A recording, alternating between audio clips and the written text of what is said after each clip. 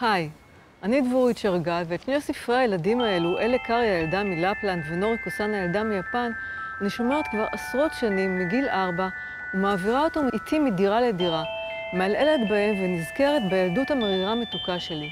אבל אני לא היחידה, יש עוד אלפי ילדים שגדלו בישראל וגם ברחבי העולם שזוכרים את הספרים המצולמים האלו. תמיד חלמתי להיפגש עם לילבס ילדת הקרקס, דירק ההולנדי, נורי קוסן ואלה קארי. לפני 4 שנים יצאתי לחפש את אלה קארי הילדה מלפלנד ואת נורי קוסן הילדה מיפן.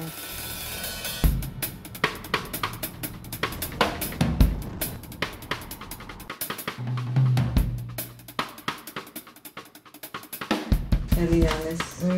No. And honestly, This is you? yeah. את המסע התחלתי לתעד בסרט דוקומנטרי והשקעתי בו את כל החסכונות שלי, עד הגרוש האחרון. המסע היה ארוך ומפרך ועזרו לי בו חברת ההפקות קסטינה תקשורת ואישה יקרה בשם צביה דושניצקי.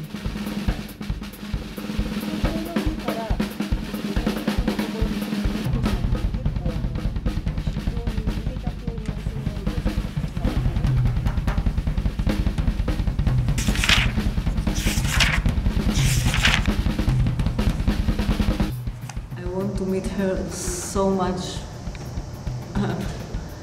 You can't imagine. האם מצאתי את הילדים מהספרים? מה עלה בגורלם? כל התשובות יהיו בסרט שנמצא כרגע בשלבי עשייה מתקדמים, ואני זקוקה מאוד מאוד מאוד לעזרתכם כדי להשלים אותו. תודה רבה.